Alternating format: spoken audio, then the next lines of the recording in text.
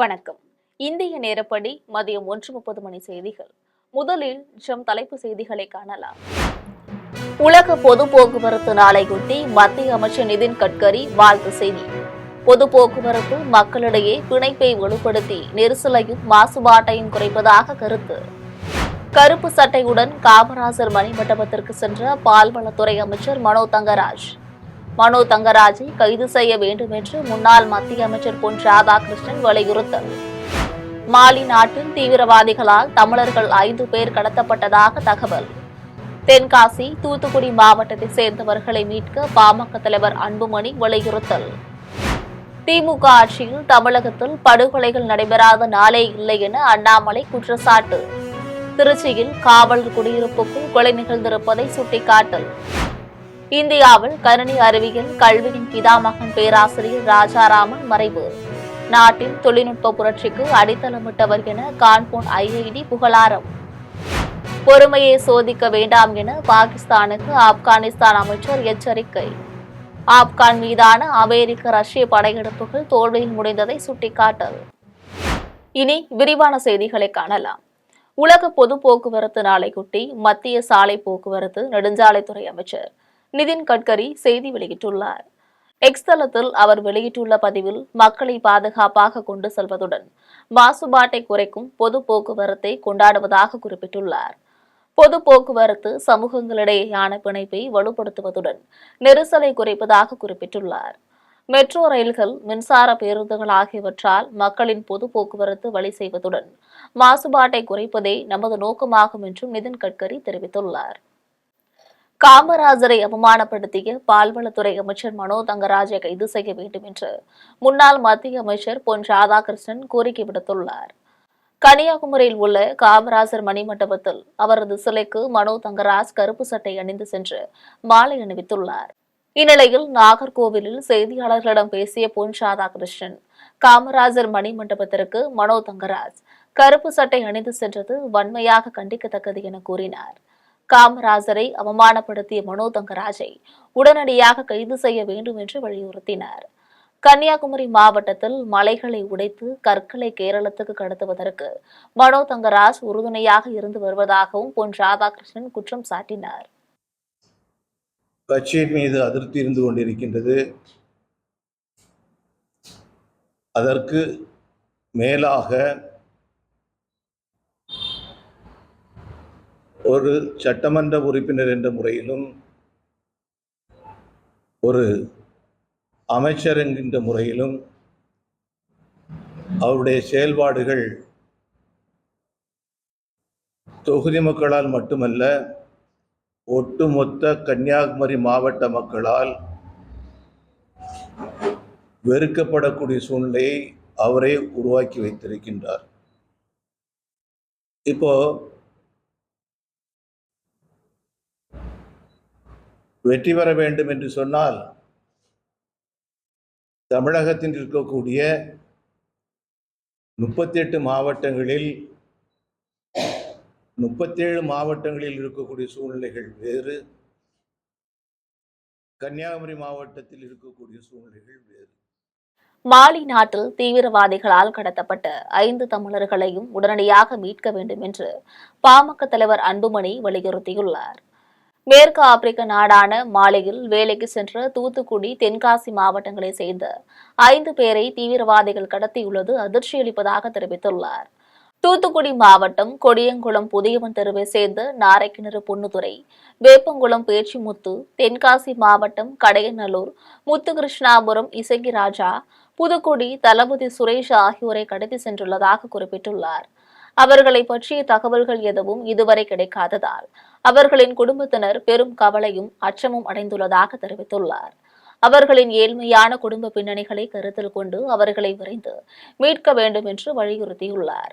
மாலி நாட்டில் ராணுவ ஆட்சி நடைபெற்று வரும் நிலையில் அதன் அதிகாரிகளை தொடர்பு கொண்டு தீவிரவாதிகளுடன் பேச்சுவார்த்தை நடத்தி 5 தமிழர்களையும் விரைந்து மீட்க மத்திய மாநில அரசுகள் நடவடிக்கை எடுக்க வேண்டும் என்று அன்புமணி வலியுறுத்தியுள்ளார். திமுக ஆட்சியில் தமிழகத்தில் படுகொலைகள் நடைபெறாத நாளே இல்லை என்னும் அளவுக்கு சட்டம் ஒழுங்கு சீர்குலைந்து உள்ளதாக அண்ணாமலை குற்றம் சாட்டியுள்ளார். அவர் வெளியிட்டுள்ள அறிக்கையில் திருச்சியில் காவலர் குடியிருப்பு உள்ளேயே புகுந்து ஒருவரை வெட்டி படுகொலை செய்திருப்பதை சுட்டிக்காட்டியுள்ளார். முதலமைச்சர் ஸ்டாலின் திருச்சியில் இருக்கும்போது காவலர் குடியிருப்பிலேயே இப்படி ஒரு படுகொலை நடப்பது தமிழகத்தில் சட்ட ஒழுங்கின் அவல நிலையை சுட்டிக்காட்டுவதாக குறிப்பிட்டுள்ளார். பெண்கள், முதியவர்கள், குழந்தைகள் என யாருக்குமே பாதுகாப்பு இல்லாத நிலையில் தமிழகம் தரம் தாழ்ந்திருப்பதாக அண்ணாமலை தெரிவித்துள்ளார். திருச்சி காவலர் குடியிருப்பில் இளைஞர் ஓட ஓட வெட்டி கொல்லப்பட்டது தமிழகத்தில் சட்ட ஒழுங்கு எந்த லட்சணத்தில் உள்ளது என்பதை காட்டுவதாக பாமக தலைவர் அன்புமணி தெரிவித்துள்ளார். தனியார் நிறுவன ஊழியரான தாமரை செல்வன் இருசக்கர ஊர்தியில் வந்து கொண்டிருந்த போது அவரை வழிமறித்து அரிவாளால் வெட்டி கொள்ள முயன்ற போது காவலர் குடியிருப்புக்குள் நுழைந்ததால் தப்பிவிடலாம் என்ற எண்ணத்தில் அவர் தப்பி ஓடியுள்ளதை சுட்டிக்காட்டியுள்ளார். கொலைகார கும்பல் எந்த அச்சமும் இல்லாமல் காவலர் குடியிருப்புக்குள் நுழைந்து தாமரை செல்வனை கொன்றுள்ளதாக குறிப்பிட்டுள்ளார். இந்தியாவில் கரண்டி அறிவியல் கல்வியின் பிதாமகன் என்றழைக்கப்படும் பேராசிரியர் வைத்தீஸ்வரன் ராஜாராமன் காலமானார். 1933ஆம் ஆண்டு ஈரோட்டில் பிறந்த ராஜாராமன் 1962ஆம் ஆண்டு கான்பூர் இந்திய தொழில்நுட்ப நிறுவனத்தில் பேராசிரியராக பணிபுரிந்தார். 1965ஆம் ஆண்டு அங்கு கணினி அறிவியல் பாடத்திட்டத்தை தொடங்கி இந்தியாவில் தொழில்நுட்ப புரட்சிக்கு அடித்தளமிட்ட பெருமை அவரையே சாரும். அவர் இந்தியாவில் கணினி தொழில்நுட்பத்தை வடிவமைப்பதில் 60 ஆண்டுகளாக பணியாற்றியுள்ளார்.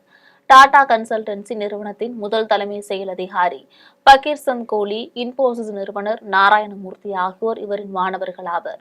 பெங்களூர் இந்திய அறிவியல் நிறுவனத்தில் 1982 முதல் 1994 வரை விரைத்திறன் கணினி மற்றும் ஆராய்ச்சி நிலையத்தின் தலைவராக அவர் திறம்பட பணியாற்றினார். 1985 முதல் 2014 வரை கர்நாடக தொழில்நுட்ப ஆலோசனை குழு உறுப்பினராகவும் இருந்துள்ளார். அப்போது நிலங்கள் சொத்துக்களின் பத்திரப்பதிவுகளுக்கான கணினி திட்டங்களை செயற்படுத்தி இந்தியாவில் மின்னாளுமைகளுக்கு முன்னோடியாக விளங்கினார். 1976ஆம் ஆண்டு சாந்தேஸ்வரும் பட்நாகர் விருது அவருக்கு வழங்கப்பட்டது. அவரின் பங்களிப்பை பாராட்டி இந்திய அரசு 1998ஆம் ஆண்டு அவருக்கு பத்மபூஷன் விருது வழங்கி சிறப்பித்தது. 92 வயதான அவர் வயது மூப்பு காரணமாக உடல்நலிவு காரணமாகவும் அவரது இல்லத்தில் நேற்று காலமானார். புதுச்சேரியில் வாக்கு திருட்டுக்கு எதிராக காங்கிரஸ் சார்பில் பொதுமக்களிடம் கையெழுத்து பெற்ற தாள்களை பொறுப்பாளரிடம் ஒப்படைத்துள்ளனர்.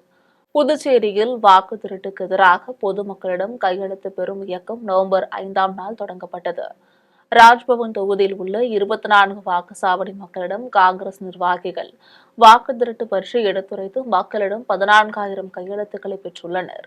கையெழுத்து பெற்ற தாள்களை நேற்று காங்கிரஸ் கட்சி தலைமையகத்தில் வட்டார தலைவர் ஜெரால்ட் ராஜமோகன், நாடாளுமன்ற உறுப்பினர் வைத்தியலிங்கம், முன்னாள் முதலமைச்சர் நாராயணசாமி ஆகியோர் பொறுப்பாளர் ஆனந்தராமனிடம் ஒப்படைத்தனர். அப்போது தேவதாஸ், மாவட்ட தலைவர் வேல்முருகன், காமராஜ் நகர் தொகுதி பொறுப்பாளர் மருது பாண்டியன், முன்னாள் கவுன்சிலர் குமரன், ராஜ்பவன் தொகுதி பொறுப்பாளர்கள் விஜயகுமாரி, விநாயகமூர்த்தி, கிருஷ்ணமூர்த்தி, நாகேஷ் சேட்டு, மணி சேட்டு ஆகியோர் உடனிருந்தனர். நாகர்கோவிலில் பிரபல மருத்துவர் மீது பாலியல் குற்றச்சாட்டு வந்துள்ள நிலையில் காவல்துறையினர் வழக்கு பதிந்து தீவிர விசாரணை நடத்தி வருகின்றனர். நாகர்கோவிலில் எம்எல் மருத்துவமனை என்ற பிரபல தனியார் மருத்துவமனையின் மேலாளர் டாக்டர் ராதாகிருஷ்ணன் மீது பாலியல் குற்றச்சாட்டு எழுந்துள்ளது. மருத்துவமனையில் பணிபுரிந்த பயிற்சி செவிலியர் ஒருவரின் புகாரின் அடிப்படையில் நேசமணி நகர் காவல் நிலையத்தில் அவர் மீது 2 பிரிவுகளில் வழக்கு பதிவு செய்துள்ளனர். இதனைத் தொடர்ந்து டாக்டர் ராதாகிருஷ்ணனை காவல்துறையினர் தேடி வருகின்றனர். இதையடுத்து நேற்றிரவு பாதிக்கப்பட்ட பெண் தனது உறவினர்களுடன் காவல் நிலையத்தில் குவிந்ததால் அங்கு பரபரப்பு ஏற்பட்டது. டாக்டர் ராதாகிருஷ்ணன் முன்பு ஆசாரிப்பள்ளம் அரசு மருத்துவக் கல்லூரியில் மருத்துவராக பணியாற்றி ஓய்வு பெற்றவர் என்பது குறிப்பிடத்தக்கது. அவர் மருத்துவக் கல்லூரியில் பணிபுரிந்த காலத்திலும் இதுபோன்ற புகார்கள் இருந்தனவா என போலீசார் தீவிரமாக விசாரணை நடத்தி வருகின்றனர். மதுரை மாவட்டம் மேலூர் செக்கடி பஜாரில் நிகழ்ந்த கொலையை காவல்துறையினர் வேடிக்கை பார்த்ததாக திமுக நிர்வாகி சமூக வலைதளங்களில் பதிவிட்டுள்ளார். மதுரை மாவட்டம் நொண்டிக்கோவில்பட்டியை சார்ந்தவர் மணிமாறன். இவர் மேலூர் பத்திரப்பதிவு அலுவலகம் அருகில் முன்பின் தெரியாத ஆளால் அடித்துக் கொல்லப்பட்டு கிடந்தார். இதுகுறித்து தகவல் அறிந்த மேலூர் காவல்துறையினர் அவரின் சடலத்தை கைப்பற்றி மோப்ப நாய்கள் உதவியுடன் விசாரணை நடத்தி வருகின்றனர். திமுக நிர்வாகி அபு மேலூர் பேருந்து நிலையத்தை ஓட்டிய பகுதியில் இதேபோன்ற கொலைகள் அடிக்கடி நடைபெறுவதாகவும் அதை தடுக்காமல் காவல்துறையினரும் அமைச்சர் மூர்த்தியும் வேடிக்கை பார்ப்பதாகவும் அவர் சமூக வலைதளங்களில் பதிவிட்டுள்ளார். சமூக சேவகர் சார்லஸ் மார்டின் முறையான அங்கீகாரம் கிடைக்காததால் பாஜகவிலிருந்து தான் வெளியேறிவிட்டதாக தெரிவித்துள்ளார். புதுச்சேரி வில்லியனூரில் புதிதாக கட்டப்பட்டுள்ள தேசிய மக்கள் மன்றத்தை சார்லஸ் மார்டின் குத்துவிளக்கேற்றி வைத்து திறந்து வைத்தார். அப்போது அவருக்கு கிரெயின் மூலம் ராட்சச மாலை அணிவித்து பட்டாசுகள் வெடித்து மேலதாளங்களுடன் மன்றத்தை சார்ந்தவர்கள் உற்சாக வரவேற்பு அளித்தனர். அவர் 2000க்கும் மேற்பட்டவர்களுக்கு வேட்டி, சேலை, இனிப்புகள் ஆகியவற்றை வழங்கினார். விழா முடிந்ததும் செய்தியாளர்களை சந்தித்து பேசிய அவர், புதுச்சேரியில் தேர்தல் கடம் சூடு பிடித்துள்ளதாகவும் அரசியல் கட்சிகள் தன்னை எதிரணியாக நினைக்க தொடங்கிவிட்டதாகவும் கூறினார். புதுச்சேரியில் சுகாதாரம், சுற்றுச்சூழல் சரியில்லை என்றும் அனைத்திலும் ஊழல் மட்டும்தான் நடக்கிறது என்றும் மக்களுக்கு நல்லது செய்ய வேண்டும் என்ற நோக்கம் யாருக்கும் இல்லை என்றும் குற்றம் சாட்டினார். புதுச்சேரி மக்கள் தங்களுக்கு நல்ல வரவேற்பு அளிப்பதாகவும் நல்லாட்சி கொடுப்போம் என்று எதிர்ப்பதாகவும் கூறினார். தான் சம்பாதிக்கவோ ஊழல் செய்யவோ அரசியலுக்கு வரவில்லை என்றும் நல்லாட்சி கொடுப்பதற்காகவே மட்டுமே வந்துள்ளதாகவும் சார்லஸ் மார்டின் கூறினார். சீர்காழி அருகே காத்திருப்பு என்னும் ஊரில் ஏழை மூதாட்டிக்கு பாதுகாப்பான வீடு கட்டி கொடுத்த சமூக சேவகருக்கு ஊர் மக்கள் பாராட்டு தெரிவித்துள்ளனர். மயிலாடுதுறை மாவட்டம் காத்திருப்பு என்னும் ஊரை சேர்ந்த துர்லையம்மாள் தனது மகள் மற்றும் 2 பேத்திகளுடன் குடிசை வீட்டில் வசித்து வந்தார். நிலையில் சில வாரங்களுக்கு முன்பு பெய்த மழையாலும் சூறைக்காற்றாலும் குடிசை வீடு முற்றிலுமாக சேதமடைந்தது. இதனால் மனவேதனை அடைந்த மூதாட்டி தார்பாய் அமைத்து சிறிய குடிலில் இருந்து வந்தார். இதனைத் தொடர்ந்து மூதாட்டியின் வறுமை நிலை கண்ட ஊர் மக்கள் இதுகுறித்து பெரம்பூரை சேர்ந்த சமூக சேவகர் பாரதி மோகனிடம் தெரிவித்தனர். இதையடுத்து பாரதி மோகன் தனது நண்பர்கள் மற்றும் சமூக ஆர்வலர்களின் உதவியுடன் 3 லட்சம் ரூபாய் மதிப்பீட்டில் பாதுகாப்பான வீடு கட்டி கொடுத்துள்ளனர். இந்த வீட்டை மூதாட்டியிடம் ஒப்படைத்தனர். மூதாட்டி மற்றும் அவரது மகள் மற்றும் பேத்திகளுக்கு புத்தாடைகள் அணிவித்து மளிகை பொருட்களையும் வழங்கினார். இதையடுத்து சமூக ஆர்வலர் பாரதி மோகனுக்கு ஊர் மக்கள் பாராட்டு தெரிவித்தனர். இந்த வீட்டில் ஒரு பெண்ணை வச்சுக்கிட்டு 2 பேர பிள்ளை வச்சுக்கிட்டு ரொம்ப கஷ்டப்பட்டுட்டேன். என் பொண்ணு வேலைக்கு போகும், ஆயிரம் போய் வேலை செஞ்சு 10:30 வரும். அது வரைக்கும் இல்லை பள்ளிக்கூடம் வரும். மயிலாடுதுறையில் தமிழ்நாடு இந்து புரட்சி முன்னணி அமைப்பின் சார்பில் மாநில பொதுக்குழு கூட்டம் நடைபெற்றது.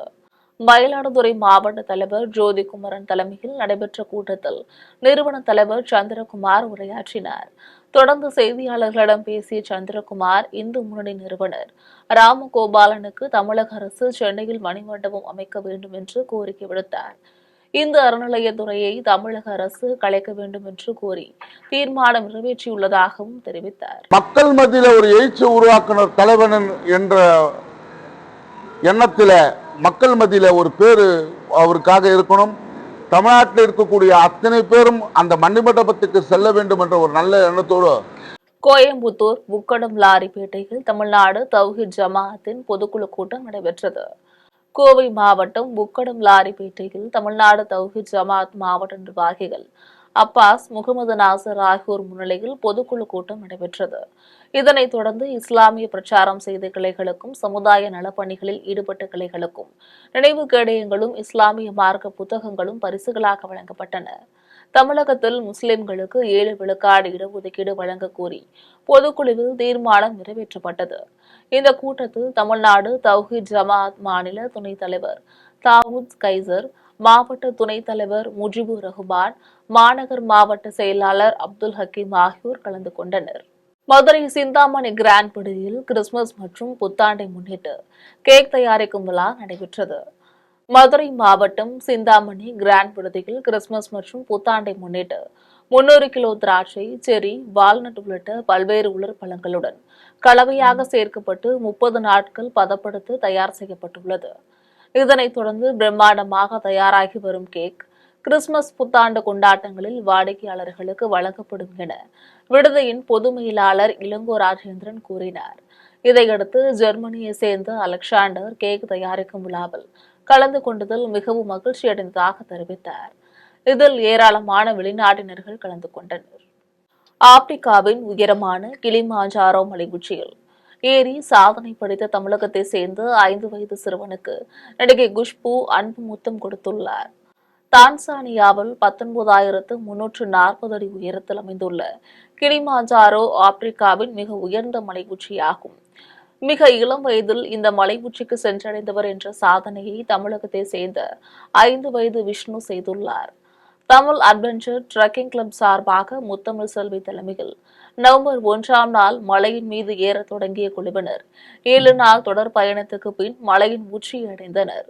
இதில் தமிழகத்தின் விருதுநகர் மாவட்டம் புதுப்பட்டியை சேர்ந்த 5 வயது சிவவிஷ்ணு, அவரது தாய் முத்தமிழ் செல்வி, காங்கயத்தை சேர்ந்த 7 வயது பாரி, 10 வயது இன்பா, அவருடைய தந்தை அமர்நாத், கோவையை சேர்ந்த 12 வயது மனு சக்கரவர்த்தி, சென்னையை சேர்ந்த மகேஸ்வரி, கடலூரை சேர்ந்த சக்திவேல் ஆகியோர் மலை உச்சி அடைந்தனர். சென்னை தாம்பரத்தை சேர்ந்த 13 வயது ரோசன் சிம்மா தனது தந்தை பாபுவுடன் 4,720 மீட்டர் உயரம் வரை வெற்றிகரமாக சென்றடைந்தனர்.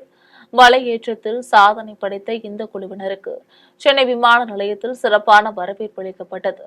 அப்பொழுது ஹைதராபாத்திலிருந்து விமானம் மூலமாக சென்னைக்கு வந்த நடிகை குஷ்பு சிறுவன் விஷ்ணுவுக்கு அன்பு முத்தம் கொடுத்து வாழ்த்தினார்.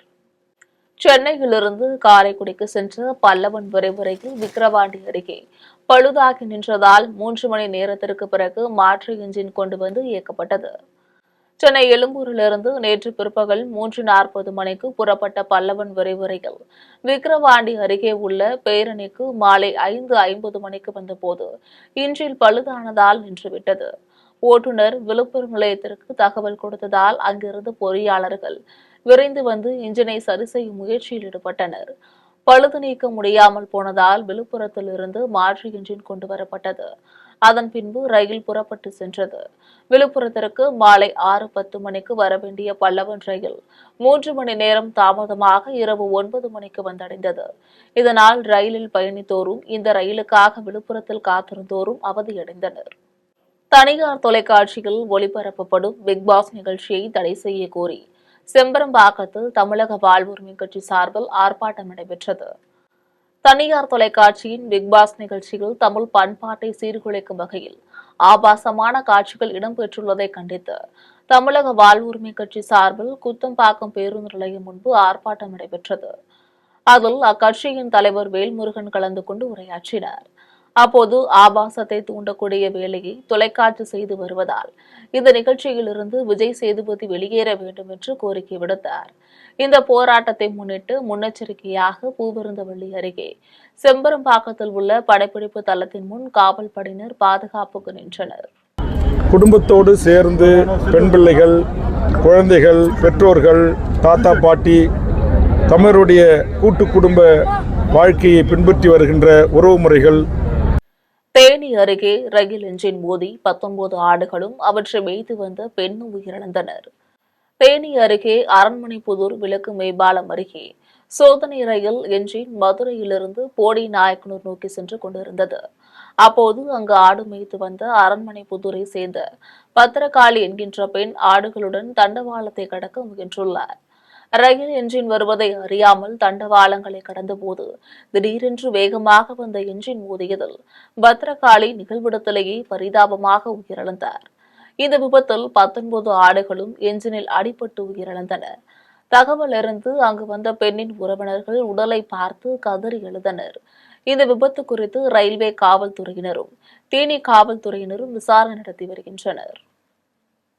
திருவண்ணாமலை மாவட்டம் ஆரணி அருகே பலமிழந்த ஏரிக்கரை உடையும் நிலையில் உள்ளதால் அதை வலுப்படுத்த வேண்டும் என்று விவசாயிகள் கோரிக்கை விடுத்துள்ளனர்.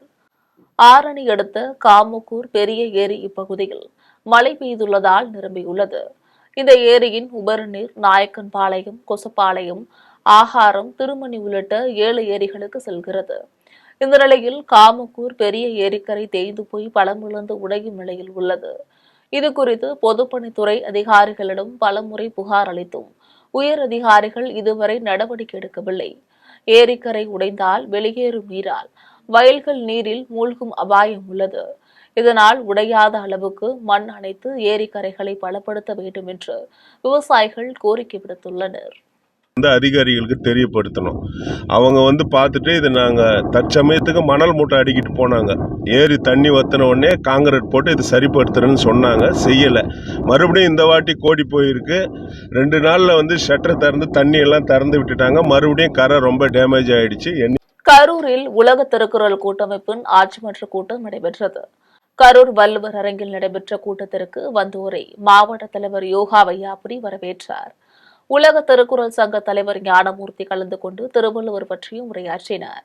பொதுச் செயலாளர் ஆதிலிங்கம், கரூர் வள்ளுவர் கல்வி நிறுவனங்களின் நிறுவனர் செங்குட்டுவன், அன்னை அரவிந்தர் கல்வி நிறுவனங்களின் தலைவர் தங்கராசு, தலைமை கரண ஆசான் தென்னிலை கோவிந்தன், ஆர்த்தி கண் மருத்துவமனை நிறுவனர் மருத்துவர் ரமேஷ், மேற்கு மண்டல கரண ஆசான் கோவிந்தராசு ஆகியோர் முன்னிலை வகித்தனர்.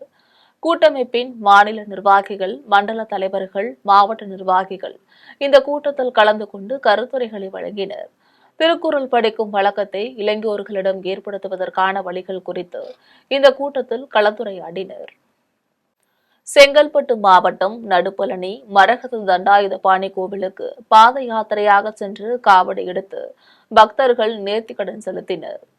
செங்கல்பட்டு மாவட்டம் அச்சிறுபாக்கம் அருகே உள்ள நடுப்பழனி மரகத தண்டாயுதபாணி கோவிலுக்கு மறைமலை நகரிலிருந்து முருக பக்தர்கள் பாத யாத்திரையாக புறப்பட்டனர். இவர்கள் சிங்கப்பெருமாள் கோவில், பரனூர், சுங்கசாவடி, செங்கல்பட்டு, மதுராந்தகம், சித்தாமூர் வழியாக நடுப்பழனி கோவிலுக்கு சென்றடைந்தனர். இந்த பக்தர்கள் திருப்புகழ் பாடி காவடி எடுத்தும் பால்குடம் எடுத்தும் தங்களது நேர்த்திக்கடனை செலுத்தினர். விழாவில் கலந்து கொண்ட பக்தர்களுக்கு மறைமலை நகர் நமச்சிவாய சபா சார்பில் அன்னதானம் வழங்கப்பட்டது. இனி வருவது திரையுலக செய்திகள். கல்லீரல் பாதிப்பால் நீண்ட நாட்களாக போராடி வந்த பிரபல நடிகர் அபிநய் உடல்நலக் குறைவால் சிகிச்சை பலனின்றி உயிரிழந்தார். நடிகர் அபிநய் 2002ஆம் ஆண்டு கஸ்தூரி ராஜா இயக்கிய துள்ளுவதோ இளமை படத்தின் மூலமாக நடிகராக அறிமுகமானார். ஜங்ஷன், சிங்கார சென்னை, பொன்மேகலை ஆகிய திரைப்படங்களில் நடித்த அபிநய் கல்லீரல் தொடர்பான உடல்நல பிரச்சினைகளால் போராடி வந்தார். இந்நிலையில் நடிகர் அபிநய் சிகிச்சை பயனின்றி இன்று உயிரிழந்தார். அவரின் மறைவுக்கு திரைத்துறையினர் பலரும் இரங்கல் செய்தி தெரிவித்துள்ளனர். இவர் பல்வேறு படங்களில் துணை வேடங்களிலும் நடித்துள்ளார். நடிகராக மட்டுமின்றி அபிநய் பல்வேறு ஹீரோக்களுக்கு குரல் கொடுத்து டப்பிங் ஆர்டிஸ்டாகவும் இருந்துள்ளார். இனி வருவது உலக செய்திகள்.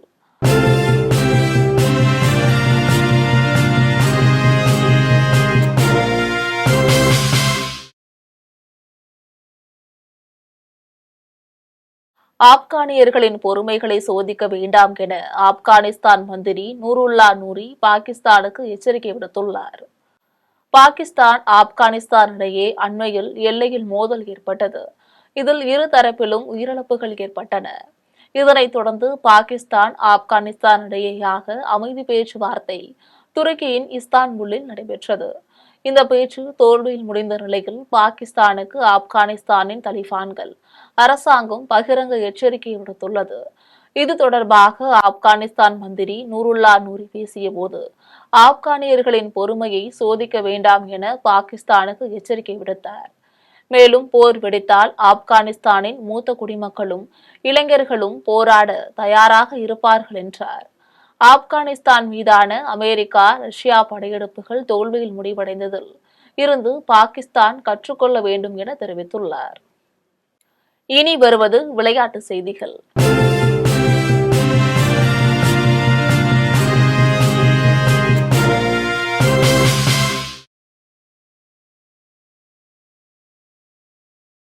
உலக துப்பாக்கி சுடுதல் சாம்பியன்ஷிப் போட்டியில் இந்திய வீரர் அனீஷ் பன்வாலா வெள்ளிப் பதக்கம் வென்றார்.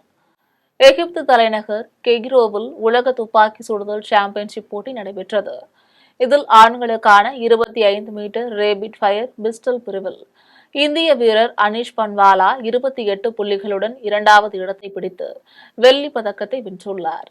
ஹரியானாவை சேர்ந்த 23 வயதான பன்வாலாவின் சிறந்த செயல்பாடு இதுவாகும். இதனைத் தொடர்ந்து பிரான்சின் கிளைமெண்ட் 31 புள்ளிகளுடன் தங்கப் பதக்கம் வென்றார். இனி வருவது தங்கம், வெள்ளி விலை மற்றும் பங்கு சந்தை நிலவரம்.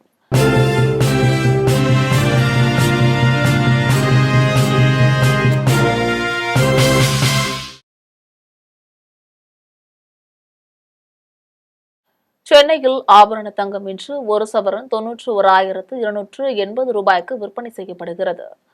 சென்னையில் இன்று ஆபரண தங்கத்தின் விலை கிராமிற்கு 110 ரூபாய் அதிகரித்து 11,410 ரூபாய்க்கு விற்பனை செய்யப்படுகிறது. மேலும் ஒரு சவரன் 880 ரூபாய் அதிகரித்து 91,280 ரூபாய்க்கு விற்பனை செய்யப்படுகிறது. 24 கேரட் தூய தங்கம் ஒரு சவரன் 99,584 ரூபாய்க்கு விற்பனை செய்யப்படுகிறது. மேலும் ஒரு கிராம் வெள்ளி 167 ரூபாய்க்கும், ஒரு கிலோ வெள்ளி 1,67,000 ரூபாய்க்கும் விற்பனை செய்யப்படுகிறது. இனி வருவது பங்கு சந்தை நிலவரம். இந்திய பங்கு சந்தைகளில் வணிகம் இன்று ஏற்றத்துடன் காணப்படுகிறது. மும்பை பங்கு சந்தை பங்கு விலை குறியீட்டு எண் சென்செக்ஸ் 381 புள்ளிகள் அதிகரித்து 83,597 புள்ளிகளில் வணிகமாகிறது. தேசிய பங்கு சந்தை பங்கு விலை குறியீட்டு எண் நிப்டி 119 புள்ளிகள் அதிகரித்து 25,611 புள்ளிகளில் வணிகமாகிறது. மீண்டும் தலைப்புச் செய்திகள். உலக பொது போக்குவரத்து நாளையொட்டி மத்திய அமைச்சர் நிதின் கட்கரி வாழ்த்து செய்தி. பொது போக்குவரத்து மக்களிடையே பிணைப்பை வலுப்படுத்தி நெரிசலையும் மாசுபாட்டையும் குறைப்பதாக கருத்து. கருப்பு சட்டையுடன் காமராசர் மணிமண்டபத்திற்கு சென்ற பால்வளத்துறை அமைச்சர் மனோ தங்கராஜை கைது செய்ய வேண்டும் என்று முன்னாள் மத்திய அமைச்சர் பொன் ராதாகிருஷ்ணன் வலியுறுத்தல். மாலி நாட்டில் தீவிரவாதிகளால் தமிழர்கள் 5 பேர் கடத்தப்பட்டதாக தகவல். தென்காசி, தூத்துக்குடி மாவட்டத்தை சேர்ந்தவர்களை மீட்க பாமக தலைவர் அன்புமணி வலியுறுத்தல். திமுக ஆட்சியில் தமிழகத்தில் படுகொலைகள் நடைபெறாத நாளே இல்லை என அண்ணாமலை குற்றச்சாட்டு. திருச்சியில் காவல் குடியிருப்புக்குள் கொலை நிகழ்ந்திருப்பதை சுட்டிக்காட்டல். இந்தியாவில் கணினி அறிவியல் கல்வியின் பிதாமகன் பேராசிரியர் ராஜாராமன் மறைவு. நாட்டின் தொழில்நுட்ப புரட்சிக்கு அடித்தளமிட்டவர் என கான்பூர் ஐஐடி புகழாரம். பொறுமையை சோதிக்க வேண்டாம் என பாகிஸ்தானுக்கு ஆப்கானிஸ்தான் அமைச்சர் எச்சரிக்கை. ஆப்கான் மீதான அமெரிக்க ரஷ்ய படையெடுப்புகள் தோல்வியில் முடிந்ததை சுட்டிக்காட்டல். இத்துடன் செய்திகள் நிறைவடைகின்றன. மீண்டும் செய்திகள் மாலை 6 மணிக்கு. உடனுக்குடன் செய்திகளை காண ஜெம் லைவ்.tv என்ற இணையதளத்தில் இணைந்திருங்கள். நன்றி, வணக்கம்.